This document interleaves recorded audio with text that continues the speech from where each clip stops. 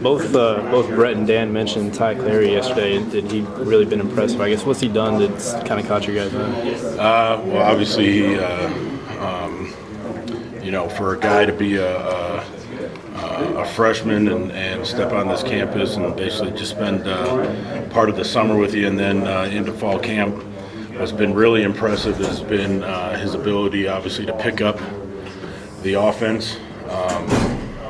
He moves extremely well, but he just plays with a tenacity and a toughness and a grit about himself. It's not too big for him.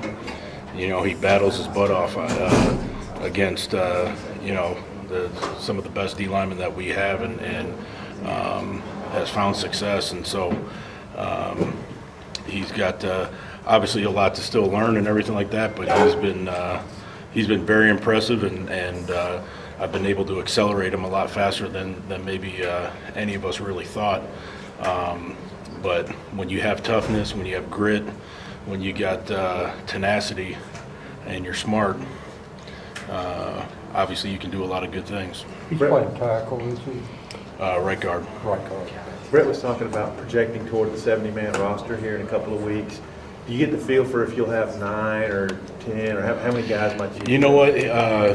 He's kind of kept that close to the vest. We haven't really discussed it. I think that's kind of a talking point in our meetings tomorrow. So we really haven't discussed it. But on my own, I've kind of prepared myself for, whether it's 8, whether it's 9, whether it's 10, what those numbers would look like, who it would look like. So I've kind of taken the approach that I'm treat it as if how you treat an NFL roster and have your top 8, and those 3 guys have to be very diverse that are the backups to be able to play multiple positions. Obviously, if there's a 9th and a 10th, then and you have a true 2 deep where you feel comfortable about each guy, but I think if you really look at it, there's some guys there that have experience that can play multiple positions and really would probably be the next guy in.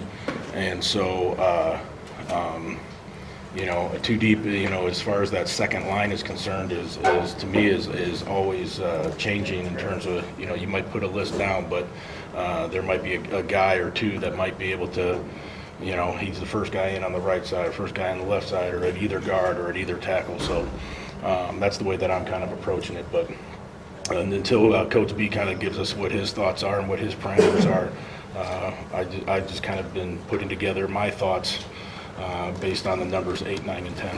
Coach, if you had to go tomorrow, who are those next 3? Right now, I think, Jake Rollerson, Jalen Merrick, Ty Clary, and those guys have really stood out. Paul Ramirez has actually done some really good things the last couple of weeks. He's kind of started out well, then had a few days of dipping down, and what he's shown since the scrimmage, he's done some good things. So he's a guy that obviously the arrow's up on. So it's going to be tight when you get some sort of depth in terms of numbers that we have. It's going to be tight for those 8, 9 spots. So guys are going to continue to battle, and luckily we don't have to play tomorrow, so I don't have to make that decision. Zach Rogers, is he in the mix to possibly? Yeah, absolutely. And that's a perfect example of he's as steady Eddie as it gets, that you kind of bypass that because it's a given. Zach Rogers is a guy that I feel very comfortable that could start at center.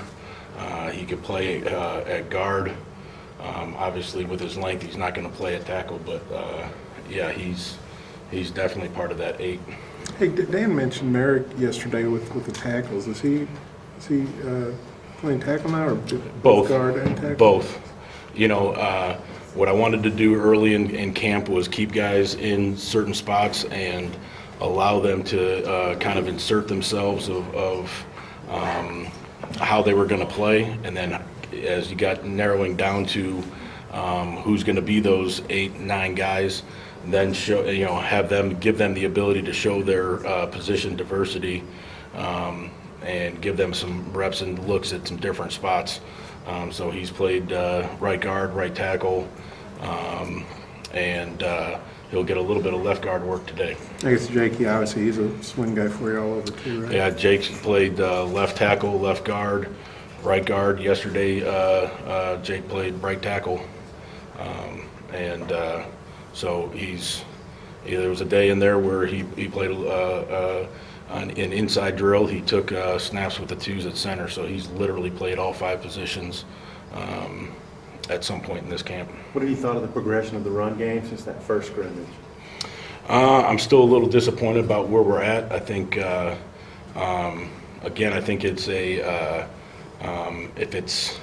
if it's one thing, then it's then it's another thing. If it's this, so it's.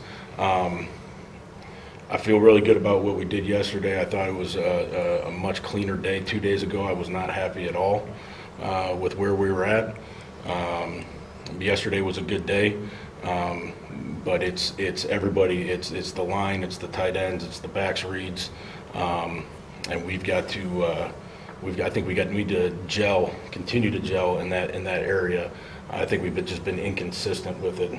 We've looked really, really good at times in the run game, and then there's other times where we're not moving the ball and coming off. We're kind of leaning on guys instead of knocking them back, and so I've been really pressing those guys in the meeting room to try and get the best out of them as far as that's concerned. You just mentioned that you guys wanted Brian Wallace to step it up. What has he been doing? What kind of camp has he had? He's been fantastic at times, and there's been times where he's shown the inconsistencies that he's shown in the past. Yesterday was a really good day for him. The day before was not so good in terms of making mistakes. It was a hot day out there, and he struggled a little bit. And so it's about continuing to push him through the mental toughness part of the aspect of the game. But he's got all the physical tools. When he's on, he's very, very good. He's very good. When he's inconsistent, those things can pop up within a practice, within a game, and can really hinder your offense and ultimately hinder the outcome of a game. And so it's been stressed to him. It's something that he really needs to work on and that he needs to get corrected in terms of his consistency in the next week or so.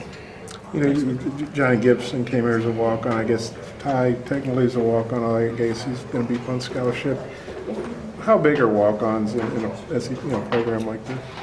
I think it's any program, large or small. I think if you look at the game of football, they make up, especially when it went from the high numbers of scholarships that you're allowed to down to the 85. They have a huge impact on your roster. They have a huge impact on your depth. They have a huge impact on your look teams, which all have a direct effect to the outcome of your season. And so, we treat them all one and the same. It doesn't matter how you got here. Once you're here, you're a Razorback, and it doesn't matter. There's no difference between being a scholarship guy or a non-scholarship guy. That's the way that I approach it, and that's why I think guys that may not be the 4-star, 3-star, whatever like I care about those. I don't. It doesn't matter. Once you're here, it's about who are the 5 guys that are playing the best, and. Johnny's done some good things since he's been here, and he obviously earned a scholarship. Ty Clary is a guy that, just based on the numbers that we were taking in the last class and the need for the tackle position, he was a guy that, if the numbers were there, would have been offered a scholarship on the spot. And the numbers were one of those things where it hinders you from being able to do that. I wish we had 55 scholarships that we could hand out, because there's a lot of really good football players out there. He's obviously proving his worth and his abilities as a freshman, and we're damn glad that we got him. You know, but